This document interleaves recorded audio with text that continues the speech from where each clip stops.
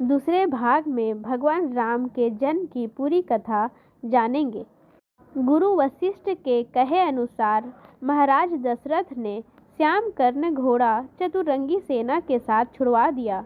महाराज दशरथ ने देश देशांतर के मनस्वी तपस्वी विद्वान ऋषि मुनियों तथा वेद विज्ञ प्रकांड पंडितों को यज्ञ संपन्न कराने के लिए बुलवाया।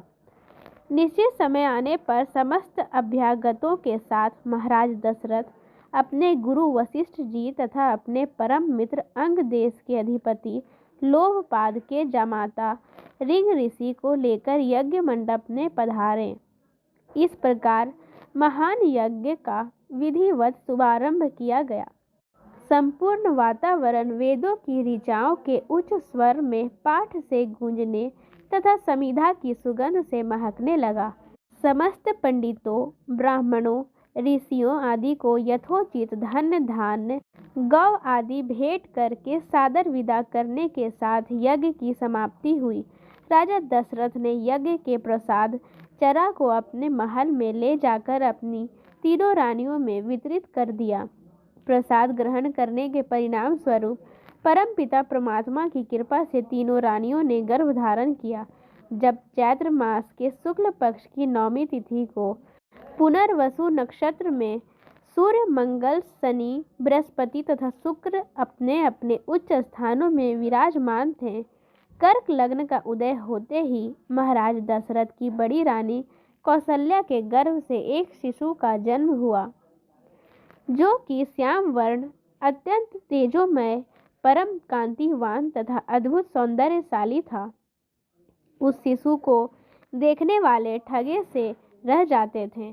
इसके पश्चात शुभ नक्षत्रों और शुभ घड़ी में महारानी कैकेयी के एक तथा तीसरी रानी सुमित्रा के 2 तेजस्वी पुत्रों का जन्म हुआ। संपूर्ण राज्य में आनंद मनाया जाने लगा।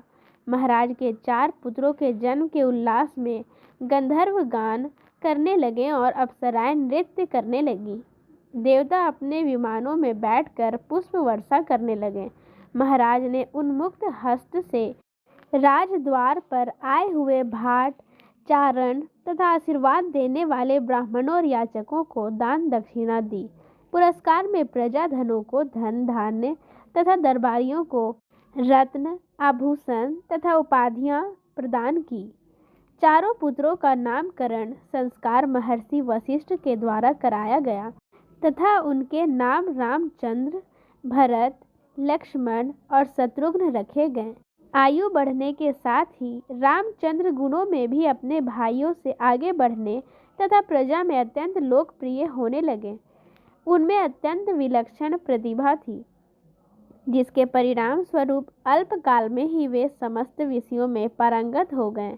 उन्हें सभी प्रकार के अस्त्र शस्त्रों को चलाने तथा हाथी, घोड़े एवं सभी प्रकार के वाहनों की सवारी में उन्हें असाधारण निपुणता प्राप्त हो गई। वे निरंतर गुरुजनों एवं माता पिता की सेवा में निरंतर लगे रहते थे। उनका अनुसरण शेष 3 भाई भी करते थे। गुरुजनों के प्रति जितनी श्रद्धा भक्ति इन चारों भाइयों में थी, उतना ही उनमें परस्पर प्रेम और सौहार्द भी था। महाराज दशरथ का हृदय अपने चारों पुत्रों को देखकर गर्व और आनंद से भर उठता था। अयोध्यापति महाराज दशरथ के दरबार में यथोचित आसन पर गुरु वशिष्ठ, मंत्रीगण और दरबारीगण बैठे थे। अयोध्या नरेश ने गुरु वशिष्ठ से कहा, हे गुरुदेव, जीवन तो क्षण भंगुर है और मैं वृद्धावस्था की ओर अग्रसर होते जा रहा हूँ। मेरे चारों पुत्र राम, भरत, लक्ष्मण और शत्रुघ्न वयस्क हो चुके हैं। मेरी इच्छा है कि इस शरीर को त्यागने के पहले राजकुमारों का विवाह देख लूं। अतः आपसे निवेदन है कि इन राजकुमारों के लिए योग्य कन्याओं की खोज करवाएं। महाराज दशरथ की बात पूरी होते ही द्वारपाल ने ऋषि विश्वामित्र के आगमन की सूचना दी। स्वयं राजा दशरथ ने द्वार तक जाकर विश्वामित्र की अभ्यर्थना की और आदरपूर्वक उन्हें द्वार के अंदर ले आए तथा गुरु वशिष्ठ के पास ही आसन देकर उनका यथोचित सत्कार किया।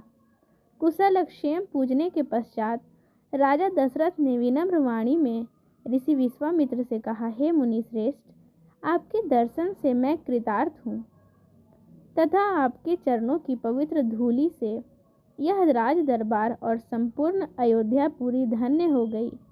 अब कृपा करके आप अपने आने का प्रयोजन बताइए। किसी भी प्रकार की आपकी सेवा करके मैं स्वयं को अत्यंत भाग्यशाली समझूंगा। राजा के विनयपूर्ण वचनों को सुनकर मुनि विश्वामित्र बोले, हे राजन, आपने अपने कुल की मर्यादा के अनुरूप ही वचन कहे हैं। इक्ष्वाकु वंश के राजाओं की श्रद्धा भक्ति गौ ब्राह्मण और ऋषि मुनियों के प्रति सदैव ही रही है। मैं आपके पास एक विशेष प्रयोजन से आया हूँ। समझिए कि कुछ मांगने के लिए आया हूँ। यदि आप मुझे वांछित वस्तु देने का वचन दें तो मैं अपनी मांग आपके सामने प्रस्तुत करूं। आपके वचन ना देने की दशा में मैं बिना कुछ मांगे ही वापस लौट जाऊंगा। महाराज दशरथ ने कहा, हे ब्रह्म ऋषि, आप निसंकोच अपनी मांग रखें। संपूर्ण विश्व जानता है कि रघुकुल के राजाओं का वचन ही उनकी प्रतिज्ञा होती है। हे ब्रह्म ऋषि, यदि आप मांगे तो मैं अपना शीश काटकर भी आपके चरणों में रख सकता हूँ। उनके इन वचनों से आश्वस्त ऋषि विश्वामित्र बोले, राजन, मैं अपने आश्रम में एक यज्ञ कर रहा हूँ। इस यज्ञ के पूर्णाहुति के समय मारीच और सुबाहु नाम के 2 राक्षस आकर रक्त, मांस आदि अपवित्र वस्तुएं यज्ञ वेदी में फेंक देते हैं। इस प्रकार यज्ञ पूर्ण नहीं हो पाता। ऐसा वे अनेक बार कर चुके हैं। मैं उन्हें अपने तेज से श्राप देकर नष्ट भी नहीं कर सकता, क्योंकि यज्ञ करते समय क्रोध करना वर्जित है। मैं जानता हूँ कि आप मर्यादा का पालन करने वाले ऋषि मुनियों के हितैषी एवं प्रजावत्सल राजा हैं। मैं आपसे आपके ज्येष्ठ पुत्र राम को मांगने के लिए आया हूँ, ताकि वह मेरे साथ जाकर राक्षसों से मेरे यज्ञ की रक्षा कर सके और मेरा यज्ञानुष्ठान निर्विघ्न पूरा हो सके। मुझे पता है कि राम आसानी के साथ उन दोनों का संहार कर सकते हैं, अतः केवल 10 दिनों के लिए राम को मुझे दें। कार्य पूर्ण होते ही मैं उन्हें सकुशल आपके पास वापस भेज दूंगा। विश्वामित्र के द्वारा इन बातों को सुनकर दशरथ जी को अत्यंत विषाद हुआ। दशरथ जी को ऐसा लगने लगा कि वे अभी मूर्छित हो जाएंगे, परंतु उन्होंने अपने होश को संभालते हुए कहा, हे मुनिवर, राम अभी बालक है। राक्षसों का सामना करना उसके लिए संभव नहीं होगा। आपके यज्ञ की रक्षा करने के लिए मैं स्वयं ही जाने को तैयार हूँ। विश्वामित्र बोले, राजन, आप तनिक भी संदेह ना करें कि राम उनका सामना नहीं कर सकते। मैंने अपने योग बल से उनकी शक्तियों का अनुमान लगाया है। आप निसंकोच होकर राम को मेरे साथ भेज दीजिए। इस पर राजा दशरथ ने उत्तर दिया, हे मुनि श्रेष्ठ, राम ने अभी तक किसी राक्षस के माया प्रपंचों को नहीं देखा है और उसे इस प्रकार के युद्ध का अनुभव भी नहीं है। जब से उसने जन्म लिया है, मैंने उसे अपनी आंखों के सामने से कभी ओझल भी नहीं होने दिया है। उसके वियोग से मेरे प्राण निकल जाएंगे। आपसे विनय है कि आप मुझे ससैन्य चलने की आज्ञा दें। पुत्र मोह से ग्रसित होकर राजा दशरथ को अपनी प्रतिज्ञा से विचलित होते देख ऋषि विश्वामित्र आवेश में आ गए। उन्होंने कहा, राजन, मैं नहीं जानता था कि रघुकुल में अब प्रतिज्ञा पालन करने की परंपरा समाप्त हो गई है। यदि जानता होता तो मैं कदापि नहीं आता। लो, मैं अब चला जाता हूँ। बात समाप्त होते होते उनका मुख क्रोध से लाल हो गया। विश्वामित्र को इस प्रकार क्रुद्ध होते देखकर दरबारी एवं मंत्रीगण भयभीत हो गए और किसी प्रकार के अनिष्ट की कल्पना करने लगे और इस कल्पना से वे कांप उठे। गुरु वशिष्ठ ने राजा को समझाया, हे राजन, पुत्र के मोह में ग्रसित होकर रघुकुल की मर्यादा, प्रतिज्ञा पालन और सत्यनिष्ठा को कलंकित मत कीजिए। मैं आपको परामर्श देता हूँ कि आप राम के बालक होने की बात को भूलकर एवं निशंक होकर राम को मुनि राज के साथ भेज दीजिए। महामुनि अत्यंत विद्वान, नीति निपुण और अस्त्र शस्त्र के ज्ञाता हैं। मुनिवर के साथ जाने से राम का किसी प्रकार से भी अहित नहीं हो सकता। उल्टे वे इनके साथ रहकर शस्त्र और शास्त्र विद्याओं में अत्यधिक निपुण हो जाएंगे और उनका कल्याण ही होगा। गुरु वशिष्ठ के वचनों से आश्वस्त होकर राजा दशरथ ने राम को बुला भेजा। राम के साथ साथ लक्ष्मण भी वहां चले आए।